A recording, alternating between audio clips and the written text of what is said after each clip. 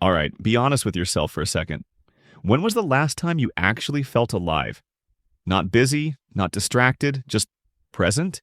You wake up, grab your phone, scroll through the same faces, the same noise, and somewhere deep down you feel it.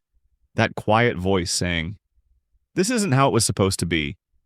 You had plans once, dreams that made your chest burn, a version of you that was hungry, fearless, alive, but somewhere along the way you got comfortable.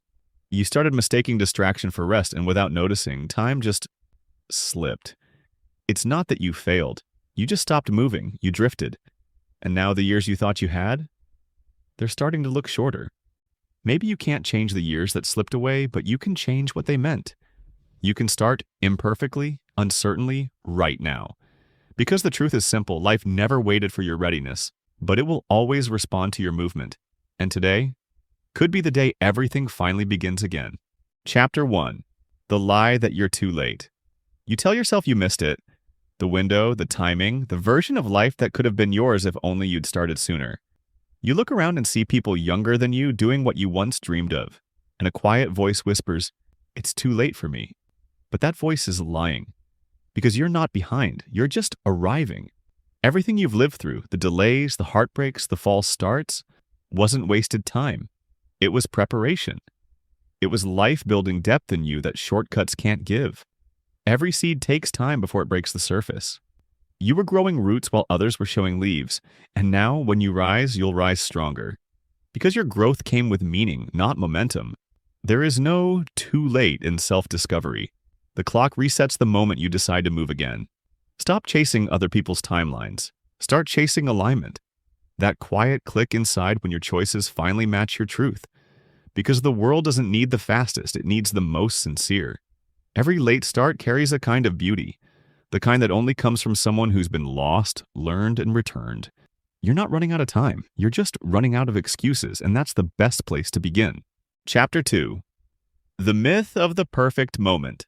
We all wait. For the timing to feel right, for the fear to quiet down, for some invisible signal that says, "Now you're ready." But that moment never comes. Because readiness isn't something you wait for, it's something you create. The myth of the perfect moment has stolen more dreams than failure ever will. You convince yourself you're being smart, that you're just preparing. You read another book, make another list, watch another tutorial, and call it progress. But deep down, you know the truth. You're stalling. You're protecting yourself from the embarrassment of starting small. Every person you look up to once stood exactly where you are. Uncertain, awkward, scared. The only thing that separated them from those who kept waiting was this: they began anyway. Stop asking, "Am I ready?" and start asking, "Am I willing?" Willing to look foolish, to learn publicly, to build while trembling. Because clarity doesn't come before movement, it's born from it. So start now. Record one thought, sketch one idea, write one sentence, take one step. The perfect moment isn't waiting somewhere ahead of you. It's hidden inside the moment you finally move. And one day, you'll realize that beginning, even badly, was the most perfect decision you ever made. Chapter 3. The weight of wasted potential. There's a quiet ache that lives inside you. Not from what you lost, but from what you never gave yourself the chance to become. You feel it when you see someone doing what you once dreamed of. You feel it in the stillness before bed, when your mind replays the moments you hesitated. The project you abandoned. The words you never said. The potential that never saw the light of day. It's easy to call it failure, but it's not. It's grief for the versions of you that you left waiting. But guilt, if you hold it too long, becomes a second prison. You start punishing yourself for what you didn't do instead of moving toward what you still can. The truth is simple. You weren't lazy. You were scared. You weren't unmotivated. You were uncertain. And that's okay. Because regret is not a punishment. It's proof that you still care. It's the signal that your story isn't finished. So stop looking back with shame and start looking forward with purpose. You can't rewrite the past, but you can reclaim it.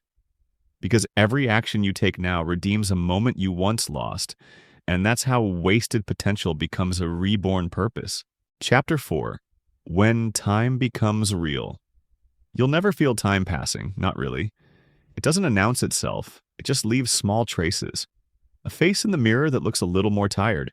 a friend you haven't spoken to in years, a parent whose hands now shake when they pour their tea. And in that quiet realization, something hits you. Time isn't something you have, it's something you spend. The tragedy is how easily we trade it away for things that don't matter. Arguments that feed the ego, endless scrolling that numbs the soul, chasing approval from people who barely remember our names. We act as if our tomorrows are guaranteed when they're quietly disappearing behind us. But awareness doesn't have to create panic. It can create peace.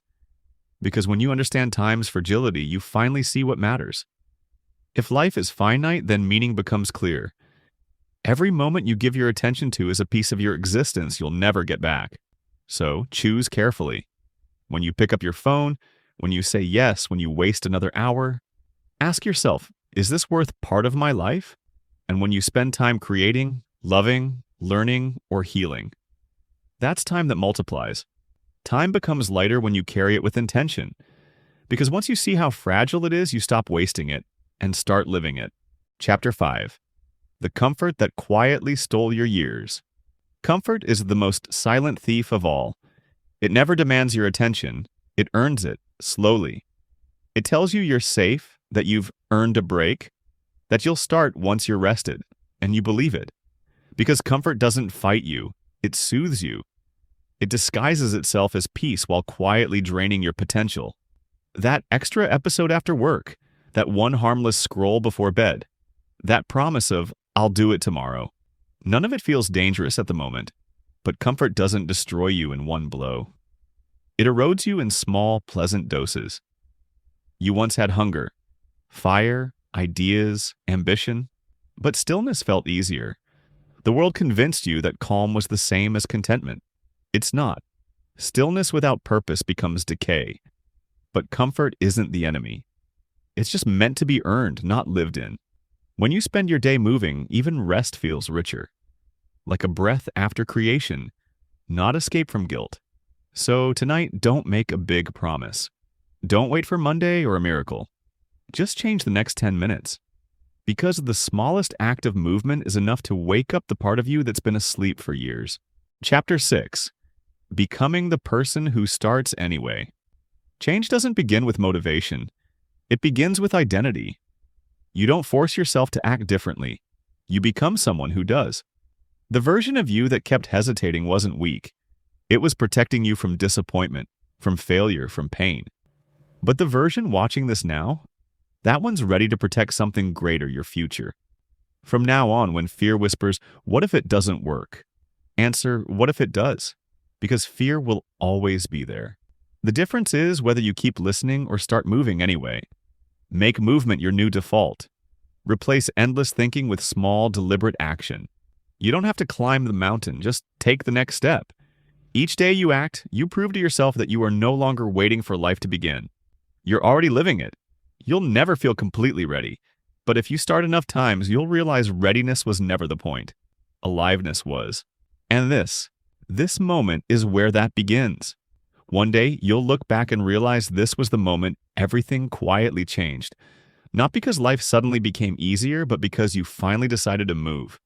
You'll thank yourself for beginning before you were ready, for forgiving what you couldn't fix, and for believing when it made no sense to. The truth is, time was never the thing you were waiting for. It was waiting for you.